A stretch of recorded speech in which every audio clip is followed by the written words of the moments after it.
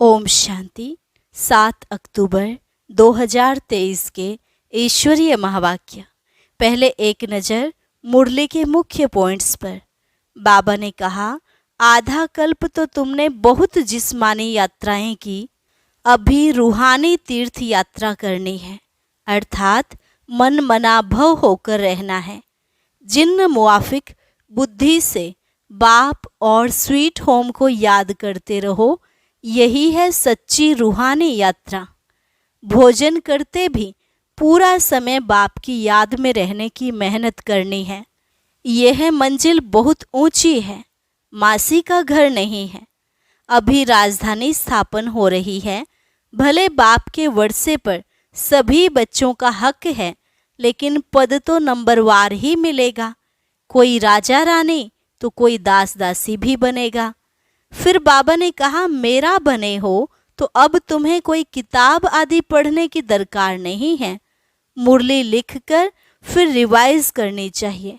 रात को जाग कर विचार सागर मंथन करना चाहिए। बुद्धि में रहे, हम आत्मा एक्टर हैं। अभी छोटे बड़े सबका अंत समय है। अगर तुम्हें कोई कुछ कहे तो सुना अनसुना कर देना है, कभी कोई का सामना नहीं करना। किसी से झगड़ा आदि करना बहुत नुकसानकारक है। तुम्हें सहनशील बनना है। कभी बाप की निंदा नहीं करानी है। सदा याद रखो, बाप बाप भी है तो धर्मराज भी है। कोई भूल हो जाती है तो बाप को रिपोर्ट दो, सुनाने से तुम हल्के हो जाएंगे। लास्ट में बाबा ने कहा, जन्म जन्मांतर तो बहुत पाप किए, अभी तुम्हें कोई पाप नहीं करना। बिल्कुल नष्टो मोहा हो जाओ, नहीं तो 100 गुना सजा मिलेगी। और अब सुनते हैं महावाक्यों को विस्तार से। मुरली का सार। मीठे बच्चे, बुद्धि को यहाँ वहाँ भटकाने के बजाय घर में बाप को याद करो। दूर दूर तक बुद्धि को ले जाओ। इसे ही याद की यात्रा कहा जाता है। प्रश्न, जो बच्चे सच्चे दिल से बाप को याद करते हैं, उनकी निशानी क्या होगी? उत्तर, पहली निशानी होगी, सच्ची दिल से याद करने वाले बच्चों से कभी कोई विकर्म नहीं हो सकता। उनसे ऐसा कर्म नहीं होगा जिससे बाप की ग्लानि हो। उनके मैनर्स बड़े अच्छे होते हैं। दूसरी, वह भोजन पर भी याद में रहेंगे। नींद भी समय पर स्वतः खुल जाएगी। वह बहुत सहनशील, बहुत मीठे होंगे। बाप से कोई भी बात छिपाएंगे नहीं। गीत, हमारे तीर्थ न्यारे हैं। ओम शांति। बाप बैठ बच्चों को समझाते हैं। कोई निराकार बाप को समझे, कोई साकार बाप को समझे, कोई माता पिता को समझे। यह माता पिता समझाते हैं तो भी माता अलग पिता अलग हो जाते। अगर निराकार समझाए तो निराकार अलग साकार अलग हो जाते। परंतु यह समझाने वाला बाप है।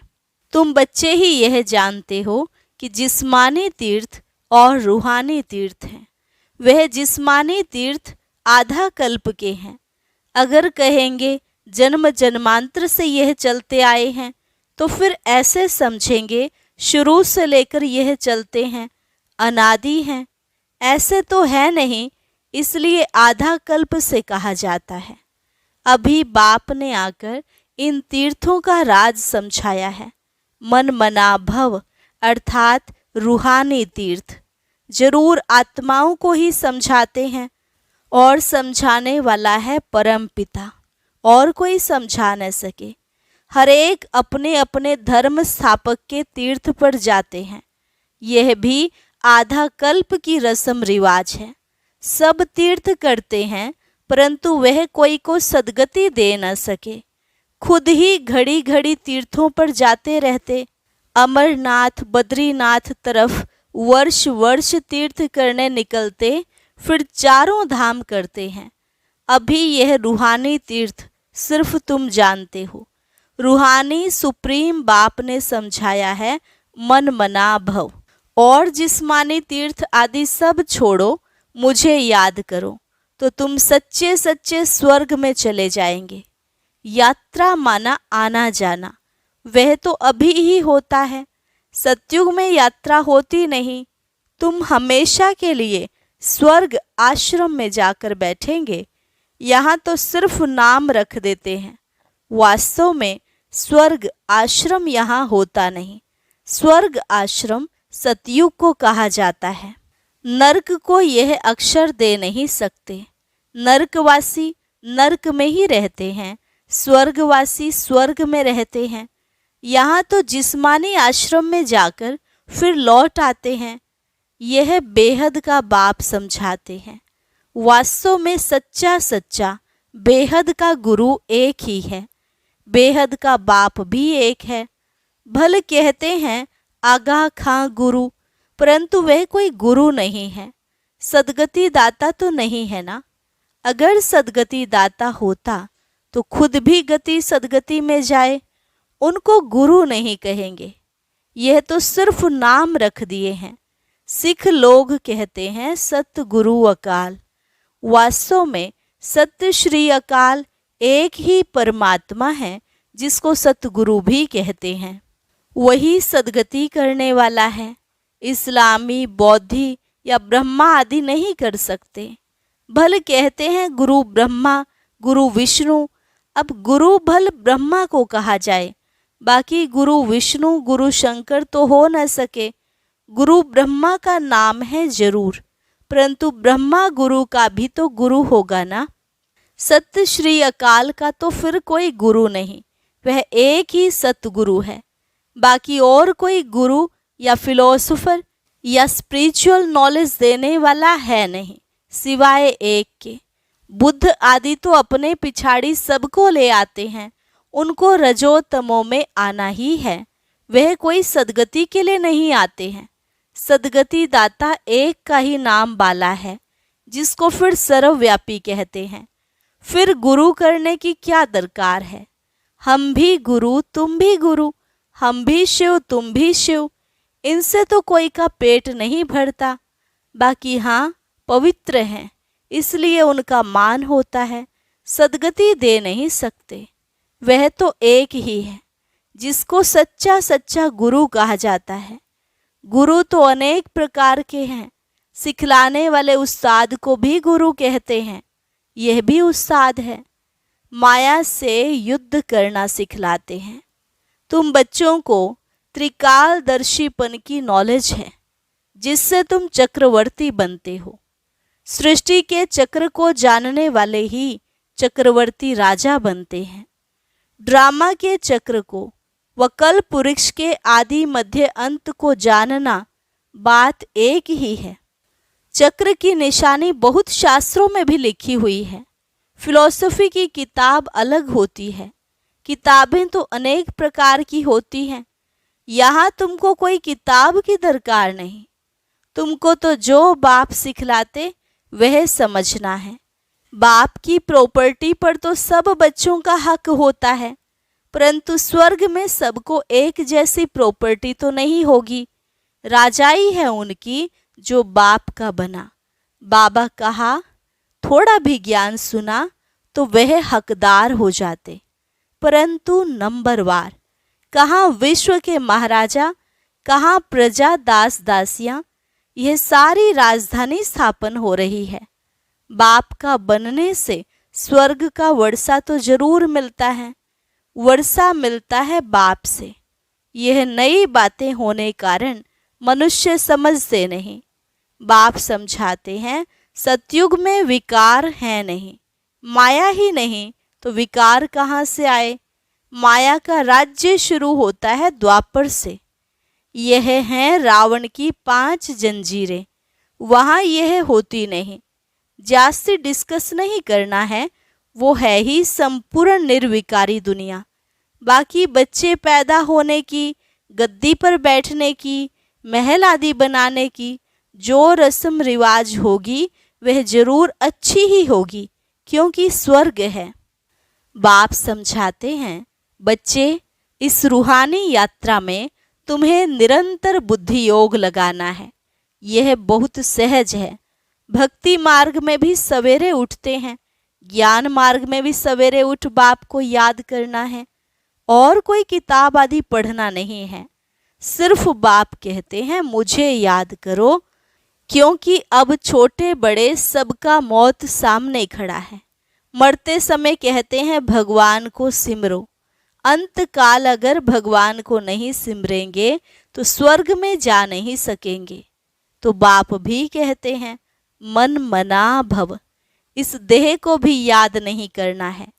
हम आत्मा एक्टर हैं, शिव बाबा की संतान हैं। लगातार याद में रहना है। वैसे छोटे बच्चों को तो नहीं कहेंगे कि भगवान को याद करो। यहाँ सबको कहना पड़ता है, क्योंकि सबको बाप के पास जाना है। बाप से ही बुद्धि योग लगाना है। कोई से लड़ाई झगड़ा नहीं करना है। यह बड़ा नुकसान कारक है।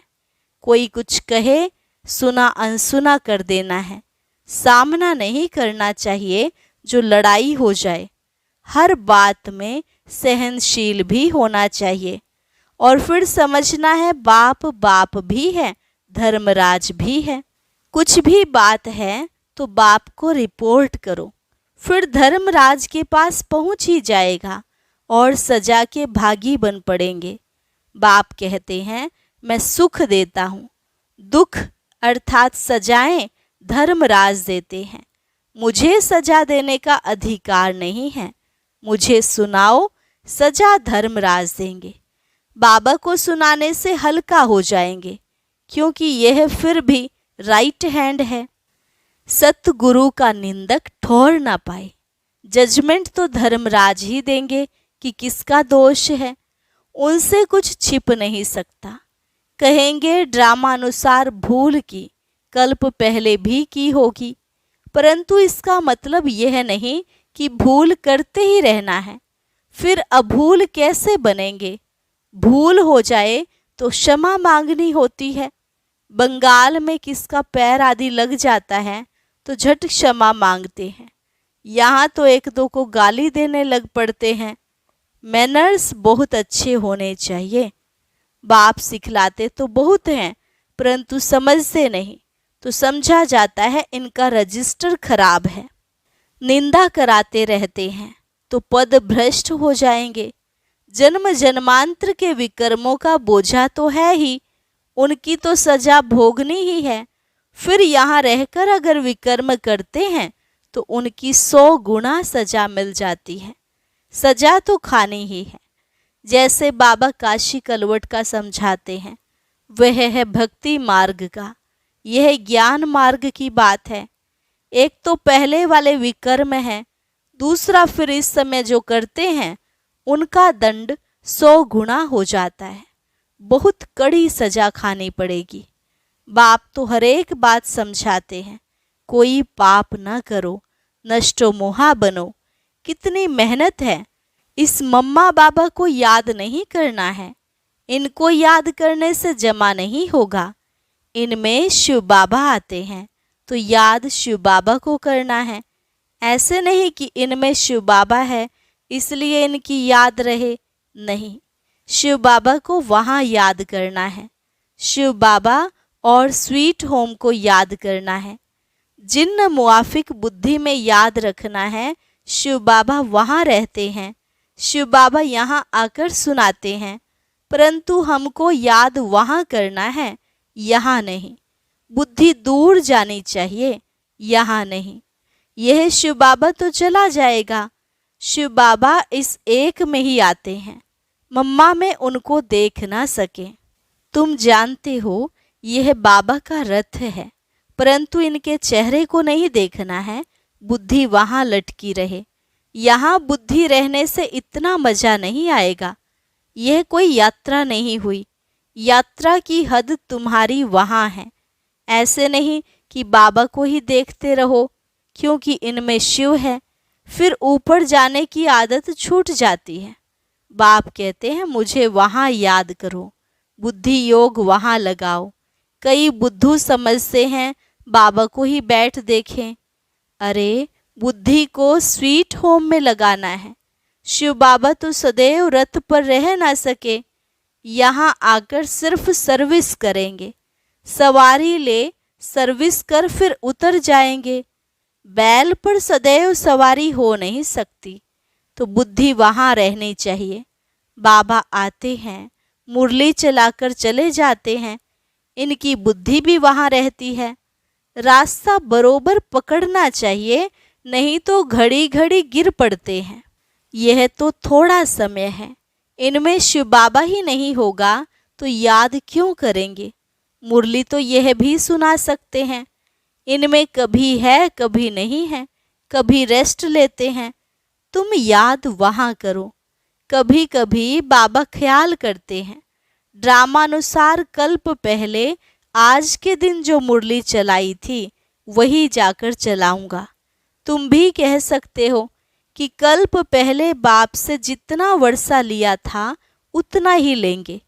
शिव बाबा का नाम जरूर लेना पड़े, परंतु ऐसे किसको आएगा नहीं। बाप जरूर याद आएगा, बाप का ही परिचय देना है। ऐसे नहीं सिर्फ इनको बैठ देखना है। बाबा ने समझाया है, शिव बाबा को याद करो नहीं तो पाप हो जाएगा। निरंतर बाप को याद करना है, नहीं तो विकर्म विनाश नहीं होंगे।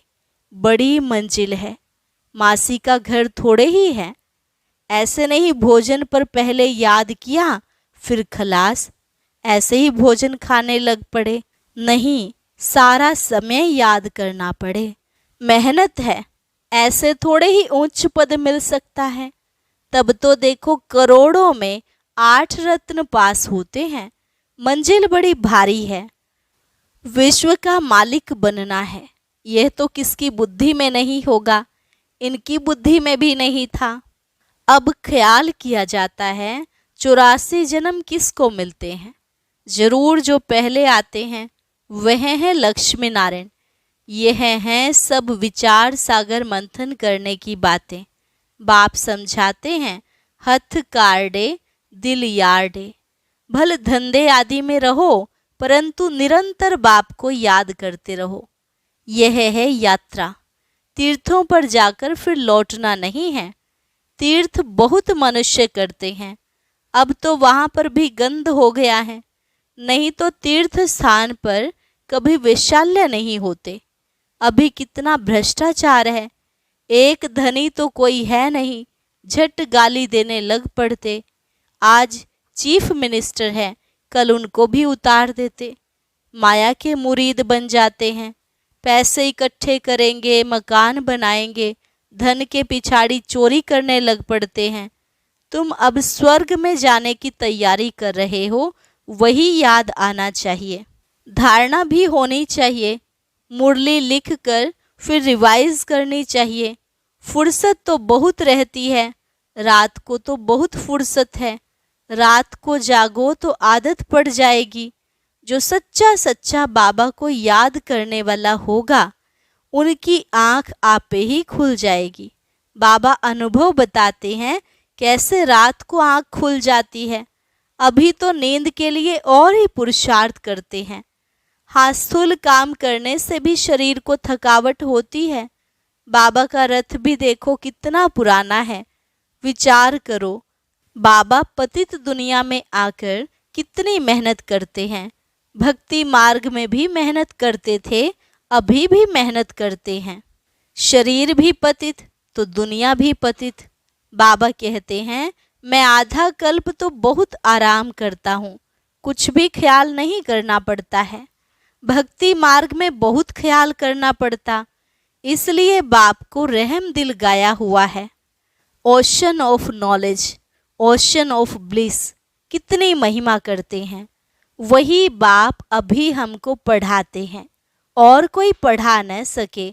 अच्छा, मीठे मीठे सिकिल अधे बच्चों प्रति मात पिता बाप दादा का याद प्यार और गुड मॉर्निंग। रूहानी बाप की रूहानी बच्चों को नमस्ते। रूहानी बच्चों की रूहानी बाप दादा को नमस्ते नमस्ते, गुड मॉर्निंग। धारणा के लिए मुख्य सार। पहली पॉइंट, किसी का भी सामना नहीं करना है, कोई कुछ कहे तो सुना अनसुना कर देना है, सहनशील बनना है, सतगुरु की निंदा नहीं करानी है, अपना रजिस्टर खराब नहीं होने देना है, भूल हो जाए तो बाप को सुनाकर क्षमा मांग लेनी है, वहाँ ऊपर याद करने की आदत डालनी है। वरदान, साइलेंस की शक्ति द्वारा जमा के खाते को बढ़ाने वाले श्रेष्ठ पद के अधिकारी भव। साइलेंस की शक्ति द्वारा जमा के खाते को बढ़ाने वाले श्रेष्ठ पद के अधिकारी भव। जैसे वर्तमान समय साइंस की शक्ति का प्रभाव है, अल्पकाल के लिए प्राप्ति करा रही है, ऐसे साइलेंस की शक्ति द्वारा जमा का खाता बढ़ाओ। बाप की दिव्य दृष्टि से स्वयं में शक्ति जमा करो, तब जमा किया हुआ समय पर दूसरों को दे सकेंगे। जो दृष्टि के महत्व को जानकर साइलेंस की शक्ति जमा कर लेते हैं, वही श्रेष्ठ पद के अधिकारी बनते हैं। उनके चेहरे से खुशी की रूहानी झलक दिखाई देती है। स्लोगन, अपने आप नेचुरल अटेंशन हो तो किसी भी प्रकार का टेंशन आ नहीं सकता। अपने आप नेचुरल अटेंशन हो तो किसी भी प्रकार का टेंशन आ नहीं सकता। अच्छा, ओम शांति। अब सुनते हैं आज का अव्यक्त ज्ञान मोती। इसके लिए ऊपर दिए गए बॉक्स पर क्लिक करें।